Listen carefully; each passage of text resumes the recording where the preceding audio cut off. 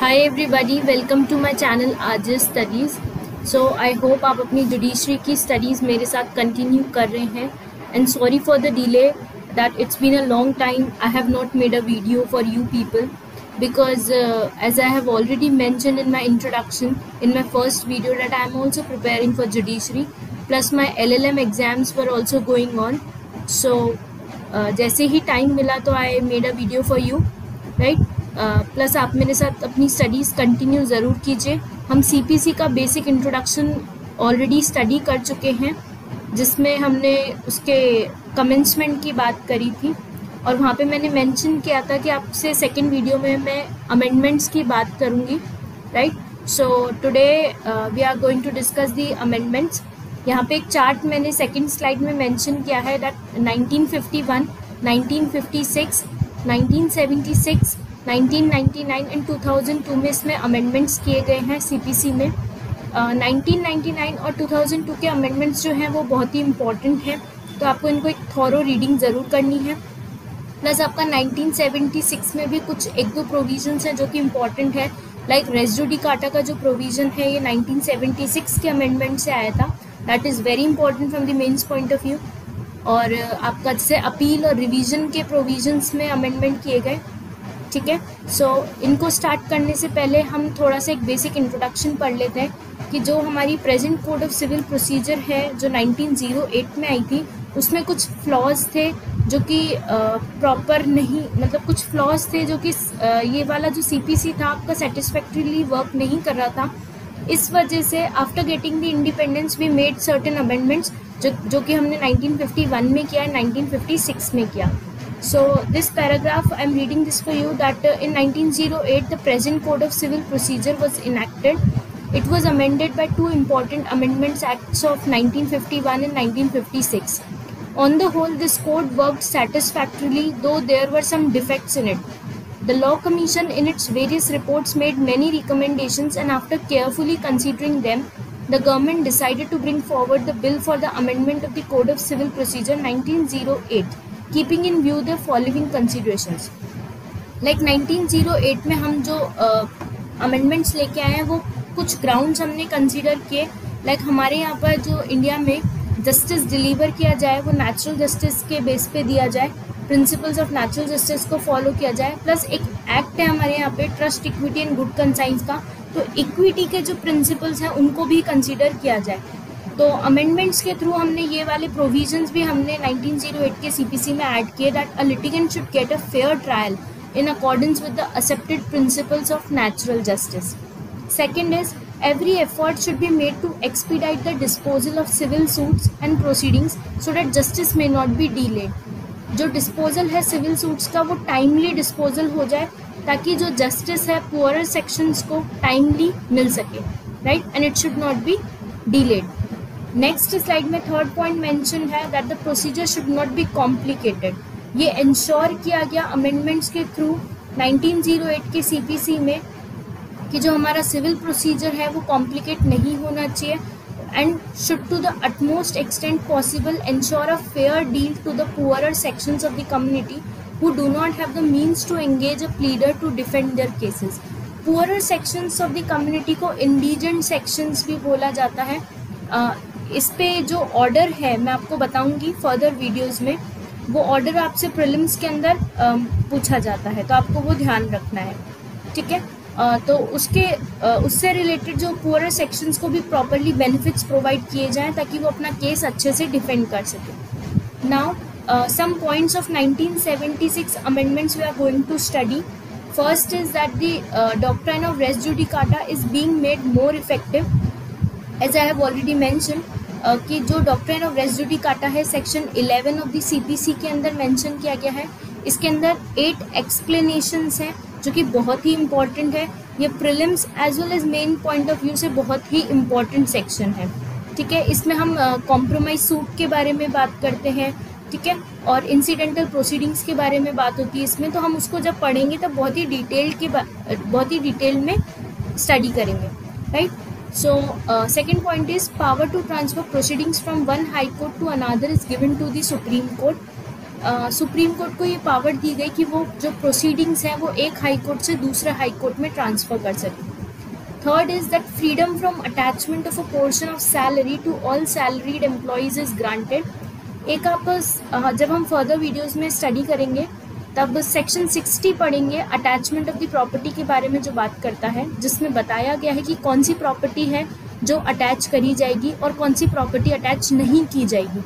ये भी एक बहुत ही इंपॉर्टेंट क्वेश्चन बनता है प्रीलिम्स के लिए, ठीक है, कि क्या क्या चीज़ें आप अटैच करेंगे और क्या क्या नहीं अटैच करेंगे। तो वहाँ पर प्रोविजंस के अंदर एक पॉइंट मेंशन है कि पोर्शन ऑफ द सैलरी जो है वो पहले पूरा अटैच कर लिया जाता था, लेकिन यहाँ पर हमने अमेंडमेंट के थ्रू एक कुछ सैलरी को एक सैलरीड एम्प्लॉय के लिए छोड़ा गया ताकि वो अपनी जो लाइवलीहुड है वो अर्न कर सके अपनी सैलरी से। So freedom from attachment, like उसको फ्री किया गया, सैलरी को छोड़ दिया गया कि वो अटैच नहीं की जाएगी। ठीक है, क्लियर हुआ। Fourth point is that provision of giving notice under section 80 before the institution of a suit against the government or a public officer is made less stringent. कोई भी पब्लिक ऑफिसर या government officer कोई offence commit करता है तो पहले बहुत ही स्ट्रिक्ट प्रोविजंस थे, राइट। तो अगर वो कोई ऑफेंस करता है तो उसके हेड को नोटिस सर्व किया जाएगा कि उसके अगेंस्ट ये क्राइम हुआ है and he should be produce before the court. उन प्रोविजंस को लेस स्ट्रिंजेंट बनाया गया, राइट। नेक्स्ट स्लाइड में कुछ और पॉइंट्स भी मेंशन्ड हैं 1976 अमेंडमेंट से। That fifth point says restrictions are imposed on the right of appeal and revision. Appeal and revision के जो प्रोविजंस हैं, sections plus orders, those are very important for the mains point of view and prelims point of view, आपको पता होने चाहिए, ठीक है। तो हम इसको बहुत ही इलेबरेटली फर्दर वीडियोस में डिस्कस करेंगे। Sixth point is that provisions are being made to ensure that written statements and documents were filed without delay. Written statements का ऑर्डर 8 है। Written statement set off and counter claim से deal करता है order 8। इसमें एक time period prescribe किया गया है 30 डेज का, जिसमें आपको रिटन स्टेटमेंट जो है डिफेंडेंट को फाइल करना होता है। That time period is very important. तो जो सीपीसी है ये इंश्योर करती है कि रिटन स्टेटमेंट जो फाइल हो जाए बिना डीले के। ये अमेंडमेंट से लेके आए हम लोग। Seventh point is that new order 32A has been inserted to provide a special procedure in litigation concerning the affairs of the family. Eighth point, the practice to pass preliminary and final decree in certain suits is abolished. Section 2 सब clause B के अंदर हम decree की बात करते हैं। Decree एक formal expression of adjudication होता है जो कंक्लूसिवली डिटरमाइन करता है राइट्स ऑफ द पार्टीज को। प्लस उसमें एक एक्सप्लेनेशन भी है जिसमें आपको बताया जाता है कि डिक्री 2 टाइप की होती है, प्रीलिमिनरी एंड फाइनल डिक्री। ये इससे आपका एक प्रीलिम्स का क्वेश्चन बनता है, राइट। इसमें यहाँ पे कि भाई practice to pass preliminary and final decree जो है in certain suits is abolish. दोनों डिक्री पास ना होके एक डिक्री भी पास कर सकता है जज, राइट। इस चीज़ को अबॉलिश किया गया। डिक्री की डेफिनेशन हम फर्दर वीडियोस में बहुत ही इलेबरेट तरीके से करने वाले हैं, ठीक है। 9th point is scope of summary trials is substantially widen. 10th point is important changes have been made to provide relief to poorer sections of the community.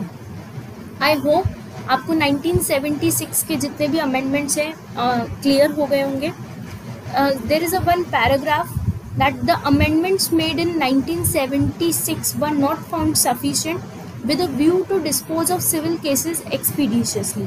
So, Justice Malamuth Committee was appointed by the government. In pursuance of recommendations of the committee, the code was amended by the Amendment Acts of 1999 and 2002. As I have already mentioned कि 1999 and 2002 के जो amendments हैं वो बहुत ही important हैं।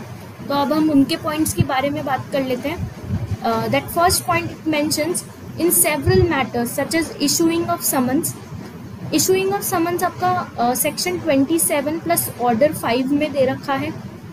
Filing of written statement, written statement का order आपका 8 है, ठीक है। Amendment of pleadings है, production of documents है, examination of witnesses है, ठीक है। Pronouncement of judgments है, preparation of decree etcetera, a time limit prescribe. इन सारे पॉइंट्स के अंदर आपको एक टाइम लिमिट प्रेस्क्राइब करी गई है और ये जो टाइम लिमिट है आपको प्रीलिम्स पॉइंट ऑफ व्यू से आपको रिमेंबर करनी है. I hope this point is clear to you. Second point is a new provision for settlement of disputes outside the court has been introduced.